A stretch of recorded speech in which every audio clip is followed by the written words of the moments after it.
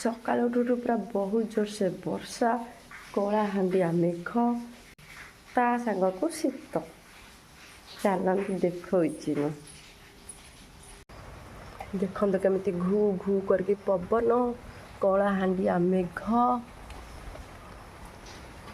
ବାବାଲୋ, ବାରିପଟକୁ ଦେଖିଲେ ତ ମୋତେ ବହୁତ ଡର ଲାଗୁଛି। ବାତ୍ୟାଟା କ'ଣ ଆମ ଆଡ଼େ ଆସିଛି ହେରି କି? କାହା ଆଡ଼େ ଏମିତି ବର୍ଷା ବାତ୍ୟା ଲାଗି ରହିଛି ନିହାତି କମେଣ୍ଟସ୍ କରି ଜଣାଇବେ। ରହୁଛି, ଜୟ ଜଗନ୍ନାଥ।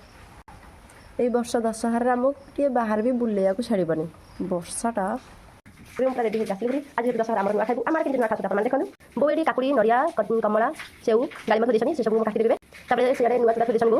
ଆମର ଏମିତି ଆଜି ନୂଆ ଚୁଡ଼ା ଖାବ ଠାକୁରଙ୍କୁ ପୂଜା କରିକି। ଯେହେତୁ ମୋର ଦେହ ଭଲ ନାହିଁ, ସେଥିପାଇଁ ମାନେ ଥଣ୍ଡା ଜୋରସେ ଖାଇଛି, ସେଥିପାଇଁ ବୋଉ ଆଜି ପୂଜା କରିବେ। ଠାକୁରଙ୍କ ପାଖରେ ପୂଜା କରିସାରିଲା ପରେ ତାପରେ ଆମେ ଖାଇବୁ ନୂଆ ଚୁଡ଼ା। ଆଉ ଯେତେବେଳେ ଖାଏ ନୂଆ ମାନେ ଚୁଡ଼ା ଖାଇଦେବେ ମୋତେ ବହୁତ ଭଲ ଲାଗେ ନୂଆ ଚୁଡ଼ା ମାନେ ତାର ଭୋଗଟା। ସକାଳେ ଆମର ପୂଜାରେ ଚିକୁ ମହାପ୍ରଭୁ ଗୋଡ଼ ବାଜୁ। ବୋଉ ଆଣିଛନ୍ତି ଢେର ସାରା ଫୁଲ। ଏଇ ଫୁଲର ନାଁ ଆପଣମାନେ ଜାଣିବେ। ଏଇ ଫୁଲର ନାଁ ଆପଣମାନେ ଜାଣିନଥିବେ ନିହାତି କମେଣ୍ଟ କରି ଜଣାଇବେ। ଏଇଟା କୋଉ ଫୁଲ? এটা নিহাতি কমেন্ট করে জানাবে এটা কোউ ফুল যে জানিଥିବେ। ଠାକୁର ଘରେ ପୂଜା ଦେଇଛନ୍ତି, ବୋଉ ପୂଜା କରିବେ। এটা କୋଉ ଫୁଲ ନିହାତି କମେଣ୍ଟ କରି ଜଣାଇବେ। ଏବେ ବୋଉ ଭୋଗ କଲେ ଆମର ଠାକୁରଙ୍କୁ କେମିତି ସଜା ହେଇଛି ଆପଣମାନେ ଦେଖନ୍ତୁ। କେମିତି ଲାଗୁଛି ନିହାତି କମେଣ୍ଟ କରି ଜଣାନ୍ତୁ।